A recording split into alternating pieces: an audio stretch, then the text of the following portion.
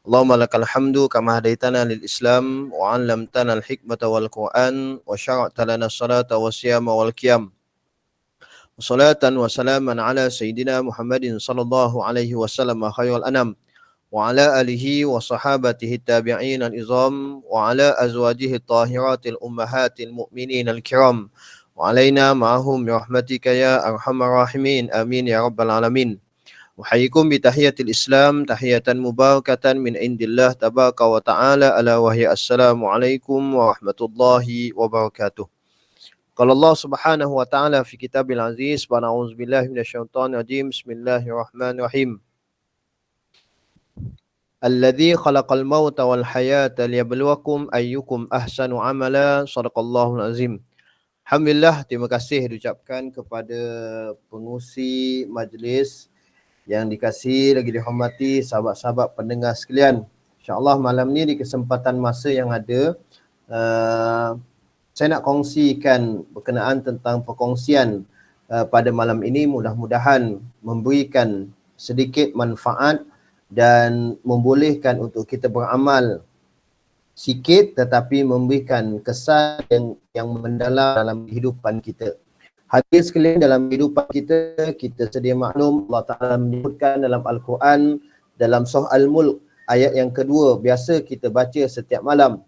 Allazi khalaqal mauta wal hayata liyabluwakum ayyukum ahsanu amala. Dialah Allah Ta'ala yang telah menjadikan kehidupan dan juga kematian. Lalu kata Allah, liyabluwakum ayyukum ahsanu amala.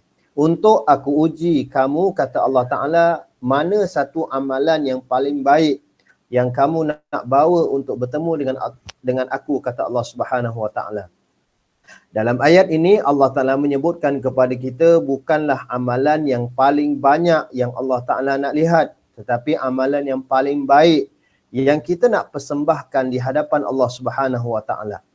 Maknanya kalau kita nak lawan amalan paling banyak, tentulah amalan kita sedikit. Disebabkan umur kita yang pendek berbanding dengan umur umat-umat yang terdahulu. Umur mereka ada yang sampai 1040 tahun, akan hingga 2000-3000 tahun lamanya. Maknanya kehidupan mereka lagi panjang umurnya daripada kita. Lalu kalau nak dibandingkan amalan mereka dengan amalan kita, mestilah amalan mereka lagi banyak daripada kita. Kerana amalan mereka umurnya panjang, umurnya banyak, mestilah amalannya banyak berbanding dengan umur yang sedikit. Tetapi amalannya mestilah sedikit. Tapi kata Allah Ta'ala, akulah yang telah menjadikan kehidupan dan kematian untuk, kata Allah Subhanahu wa Ta'ala, menguji kamu di mana amalan kamu yang paling elok yang kamu nak bawa bertemu dengan aku, kata Allah Subhanahu wa Ta'ala. Hadirin sekalian, lalu malam ni di kesempatan masa yang ada satu hadis yang saya nak kongsikan berkenaan tentang segera untuk kita melakukan kebaikan ataupun kita bersegera untuk melakukan sesuatu amalan. Jangan kita bertangguh dalam kita melakukan kebaikan. Saya nak kongsikan malam ni satu hadis. Dia tak panjang tapi ada 7 poin utama yang saya nak sampaikan. Nabi sebutkan dalam sebuah hadis riwayat daripada Sayyidina Abu Hurairah radhiyallahu taala anhu, anna Rasulullah sallallahu alaihi wasallam qala, badiru bil a'mali sab'an, hal tantaziruna illa faqran munshiyan, aw ghinan mutriyan, aw maradan mufsidan, aw haraman mufannidan, aw mautan mujhizan, awid dajjal fasyarru ghaibin yuntazar, awis sa'atu fasa'ah adha wa amar. Kata Nabi SAW dalam satu hadis, Nabi sebutkan badiru bil a'mal. Bila kamu nak beramal, bersegera, kata Rasulullah, dan kamu melakukan amal soleh sebelum datang kepada kamu 7 keadaan ataupun 7 perkara. Hadis ini nak mengajarkan kepada kita supaya kita ni beramal. Apa saja amalan yang kita boleh lakukan. Lalu kata Nabi, segera kamu dalam beramal sebelum sampai kepada kamu 7 keadaan. Yang pertama, kata Rasulullah, bersegeralah kamu dalam kamu beramal sebelum sampai kepada kamu kefakiran. Kerana fakir akan melupakan kamu daripada beramal kepada Allah Subhanahu wa Ta'ala. Hadirin sekalian, Yang pertama sekali Nabi letakkan kita ni dalam kita nak beramal, kita kena beramal sebelum mana Allah Subhanahu Wa Taala uji kita dengan kefakiran. Kan? Kadang-kadang kita rasakan bahawa mana mungkin kita ini boleh menjadi orang yang fakir ataupun orang yang miskin. Sedangkan kita punya simpanan banyak, properti kita banyak dan sebagainya. Tapi bila Allah Ta'ala nak uji seseorang hamba, kun fayakun. Bila Allah Ta'ala nak jadi, maka dia akan jadi. Walaupun harta kita banyak dan sebagainya, bila Allah Ta'ala nak hilangkan dalam sekelip mata, maka dia tidak menjadi satu masalah bagi Allah Subhanahu Wa Ta'ala. Lalu perkara pertama yang Nabi sebutkan, kalau kamu nak beramal, amallah cepat sebelum sampai kepada kamu kefakiran. Bila fakir, dia akan melupakan kamu daripada beramal. Kenapa fakir lupakan daripada beramal? Kadang-kadang boleh jadi disebabkan kefakiran tadi, orang tadi dia sibuk dalam mengumpul dan menguruskan hartanya. Kadang-kadang dalam satu hari dia buat 2-3 kerja. Sampaikan 2-3 kerja tadi dalam keadaan dia buat, dia terlupa masa dia dengan Allah Subhanahu Wa Taala. Itu yang pertama. Yang kedua, kata Rasulullah, kalau kamu nak beramal, beramallah sebelum kamu Allah Ta'ala kurniakan kepada kamu kekayaan. Yang mana kekayaan tadi akan menimbulkan rasa angkuh dan rasa melampaui batas. Yang kedua, Nabi sebutkan secara jelas kepada kita, kalau nak beramal, jangan tunggu kaya. Sebab boleh jadi kalau kamu kaya, kamu akan angkuh dan kamu akan melampaui batas, kata baginda Nabi. Maknanya Nabi bagi tahu kita, kalau nak beramal jangan tunggu miskin. Kalau nak beramal jangan tunggu kaya. Sebab miskin akan menyebabkan kamu lupa daripada beramal. Kaya juga boleh jadi akan menyebabkan kamu ini tidak beramal. Sebab kamu angkuh dan kamu melampaui batas. Sekarang ni mungkin kita boleh beramal sebab rezeki kita Allah Ta'ala telah tetapkan, dia tidak melalaikan kita. Boleh jadi satu hari nanti Allah Ta'ala uji kita dengan harta kita yang banyak. Lalu kekayaan tadi menyebabkan kita angkuh, kita melampaui batas.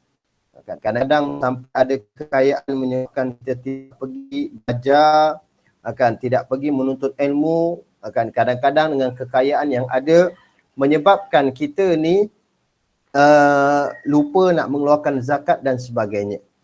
Sekarang ni mungkin kita boleh katakan bahawa macam-macam benda yang kita nak lakukan dan kita buat. Kalau kita kata kita belum jadi kaya. Tapi bila kita kaya, belum tentu lagi kita boleh buat apa yang kita nak buat. Itu yang pertama. Yang kedua, yang ketiga kata Rasulullah, bila kamu nak beramal, beramallah kamu sebelum sampai kepada kamu penyakit. Sakit yang akan merosakkan ataupun menyukarkan kamu untuk beramal soleh. Pendengar sekalian, sidang pendengar sekalian, kalau kita nak beramal, yang ketiga, beramal sebelum sampai kepada kita sakit. Sebab sakit ni dia akan menyukarkan kita untuk beramal soleh. Sebab itulah, kalau kita nak beramal waktu kita sihat ni lah. Kita nak tunaikan haji ataupun umrah, waktu sihat ni lah kita pergi. Waktu kita sakit nanti, akan payah kita nak beramal. Tak payah sakit berat lah, kadang-kadang diuji dengan selsema saja. Nak baca Quran susah, nak sembahyang dekat masjid susah. Pasal kadang-kadang terbesin, meleleh saja air hius ni. Makna itu baru kalau diuji dengan sakit yang ringan. Bagaimana kalau kita diuji dengan sakit yang berat? Maka lagi menyukarkan kita dalam kita melakukan amal soleh. Yang ketiga, yang keempat, kata Rasulullah, kalau kamu nak beramal cepat sebelum sampai kepada kamu waktu kamu tua, yang akan menyebabkan kamu nyanyuk dan kamu keuzuran. Tuan-tuan sekalian, kalau kita nak beramal, beramallah sebelum kita tua.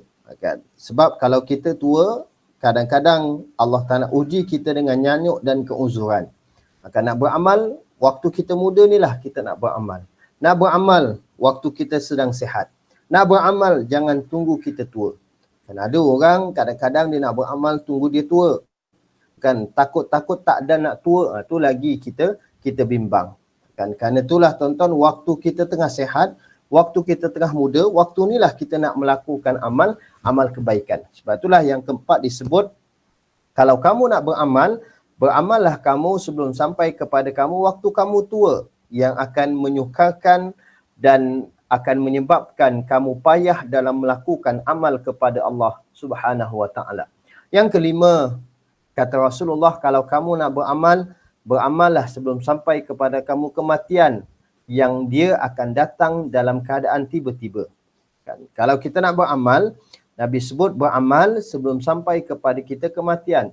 Mati akan datang secara tiba-tiba, menyebabkan kamu tidak boleh dan kamu payah untuk kamu beramal. Kan? Kadang-kadang waktu kita malam kita tidur, kita rasa besok kita akan bangkit dan kita boleh beramal seperti mana biasa, ataupun besok kita boleh melakukan aktiviti seperti mana biasa. Kita lupa bahawa roh kita dipegang oleh Allah Ta'ala.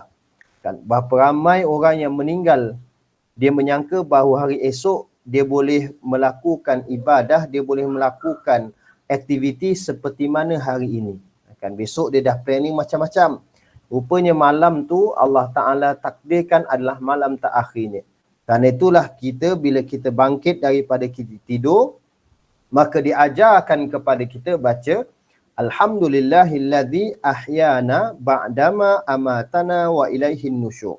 Akan segala puji bagi Allah Ta'ala yang telah menghidupkan manusia ataupun yang telah menghidupkan kami ataupun menghidupkan aku setelah mematikan aku sebentar. Perkara pertama yang kena keluar daripada mulut kita bangkit daripada tidur bukan tengok WhatsApp. Ni kadang-kadang bangun tidur tengok WhatsApp dulu. Tengok apa yang ada dekat kita punya WhatsApp. Jangan. Bangun tidur baca doa dulu. Alhamdulillahilladzi ahyana ba'dama amatana wa ilaihin nusyur. Ataupun alhamdulillah pun sekurang-kurangnya sudah memadai. Menandakan kita bersyukur kepada Allah Subhanahu wa taala, memuji Allah Ta'ala di atas nikmat kehidupan yang Allah Ta'ala kurniakan dan berikan kepada kita pada pagi ataupun hari tersebut. Kadang-kadang mati ini adalah rahsia daripada Allah Subhanahu wa taala. Dan yang keenam, kata Rasulullah, kalau kamu nak beramal, beramallah kamu sebelum datangnya Dajjal, yang merupakan makhluk paling jahat dan makhluk yang paling ditunggu-tunggu. Ni paling kita takut. Nak beramal, jangan sampai tunggu turunnya Dajjal. Kerana bila Dajjal keluar, belum tentu lagi kita akan selamat daripada fitnahnya. Kerana kita tahu Nabi sebutkan bahawa fitnah terbesar akhir zaman adalah fitnah Dajjal. Lalu disarankan dan diajarkan kepada kita hari Jumaat baca Suratul Kahfi. Sekurang-kurangnya 10 yang terawal dan 10 yang terakhir. Alangkah eloknya hari Jumaat kita dapat fokuskan untuk menghabiskan 110 ayat dalam Suratul Kahfi. Kadang-kadang bukan lama pun kita baca Kahfi. Lebih kurang dalam 40 minit ataupun paling laju kita boleh habis dalam 20-30 minit selesai dah baca Suratul Kahfi. Bayangkan kelebihan orang baca Kahfi ini antara Jumaat hingga Jumaat yang akan datang akan ada cahaya yang akan meneranginya, kata Rasulullah. Tuan-tuan sekalian, sidang pendengar sekalian, saya ada handset. Handset saya akan cas. Bila cas, dia akan mengambil masa lebih kurang 4-5 jam baru dia full. Handset yang kita cas selama 4-5 jam, kadang-kadang kita boleh gunakan lebih kurang dalam 8 jam ataupun 7, 8, 9 jam gitulah. 4 jam kita cas, kemudian kita boleh guna dalam tempoh waktu kita letaklah 10 jam. Tu handphone yang kita cas 4 jam boleh guna selama 10 jam ataupun 12 jam. Tuan-tuan sekalian, bayangkan Kahfi yang kita baca 40 minit, 30 minit, dia punya cahaya tadi kita cas hari Jumaat tu, kita cas 30 minit tu baca Kahfi daripada Alhamdulillah sampailah habis ayat Suratul Kahfi, ayat 110 tadi. Kita baca lebih kurang dalam 30 minit, kita cas. Bayangkan selama seminggu, 24 jam kali dengan 7 hari, dalam seminggu tu cahaya tu akan berkekalan seminggu tadi. Sampailah Jumaat yang akan datang. Hebatnya Kahfi yang kita baca pada setiap hari Jumaat. Dan yang terakhir, kata Rasulullah, kalau kamu nak beramal, yang ketujuh, beramallah kamu sebelum datangnya hari kiamat. Kerana bila kiamat itu datang, maka dia itu lebih berat dan lebih sukar bagi kamu untuk kamu beramal. Ini yang paling kita takut. Bila kita nak beramal sampai tunggu kiamat baru kita nak beramal, lambat dah. Maka kata Rasulullah, 7 keadaan ini diajarkan kepada kita supaya kita sentiasa berhati-hati dan supaya kita sentiasa menghargai masa dan waktu yang Allah Ta'ala berikan dan kurniakan kepada kita. Ada 7 perkara yang Nabi sebutkan, akan beramal sebelum sampai kepada kamu kefakiran. Kalau kita nak beramal, jangan sampai kita fakir. Yang kedua, kalau kita nak beramal, beramallah sebelum sampai kepada kita kekayaan. Yang mana kaya akan menyebabkan kita angkuh dan kita melampaui batas. Yang ketiga, kalau kita nak beramal, beramallah sebelum sampai kepada kita sakit. Kerana sakit akan menyukarkan kamu untuk kamu beramal soleh. Yang keempat, kalau kamu nak beramal, jangan sampai tunggu waktu kamu tua. Dan dah tua kita nak beramal payah. Dulu waktu muda, kita nak lompat pagar pun tak ada masalah. Muda dulu, nak lompat pagar pun tak ada masalah dah. Setakat berapa pagar tu, berapa tinggi kita boleh lompat. Tapi bila dah tua, nak lompat longkang pun kita rasa menggeletar dah. Lepas, tak lepas. Bila dah tua. Dan yang kelima, kalau kamu nak beramal, beramallah sebelum sampai kepada kamu kematian. Dia akan datang secara mengejut ataupun tiba-tiba. Yang keenam, kalau nak beramal sebelum sampai turunnya Dajjal, yang mana merupakan makhluk yang paling jahat yang ditunggu-tunggu. Dan yang ketujuh, kalau kita nak beramal, beramallah sebelum sampai kepada kita hari kiamat. Hadirin sekalian, sidang pendengar sekalian, ini 7 perkara yang Nabi sebutkan kepada kita. Kalau kita nak beramal soleh, maka jangan kita bertangguh. Bertangguh-tangguh itu adalah kerja daripada syaitan. Dia akan melalaikan kita daripada beramal. Hargai setiap masa, setiap ketika dan setiap detik yang Allah Ta'ala berikan dan kurniakan kepada kita. Dan mudah-mudahan 7 perkara ini dapat kita pegang dan simpulkan dalam diri kita. Maknanya kalau nak beramal, jangan tunggu kaya. Boleh jadi kalau aku kaya, belum tentu lagi aku akan beramal. Nak beramal, jangan tunggu kita susah. Nak beramal, jangan tunggu sampai kita sakit. Nak beramal, jangan tunggu sampai kita tua. Nak beramal, jangan tunggu sampai kita mati.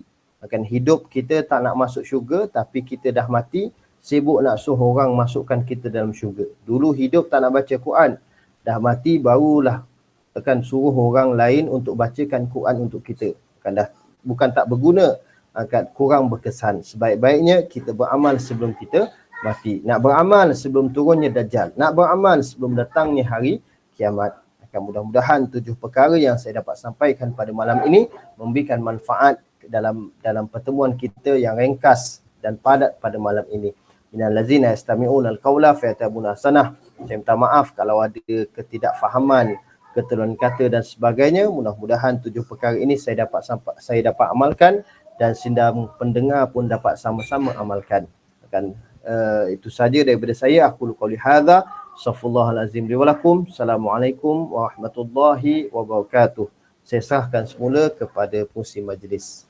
يا حافظ احفظني يا حافظ احفظني سيحمي السنتري مع هدي الرفاعي يا إلهي ربي بجاه محمد أفوض أموري يا هادي مهتدي طالبا الرفاع اسمع هذا المقال من اجتهد في الحال فاز في المآل يا طالبا الرفاع كن من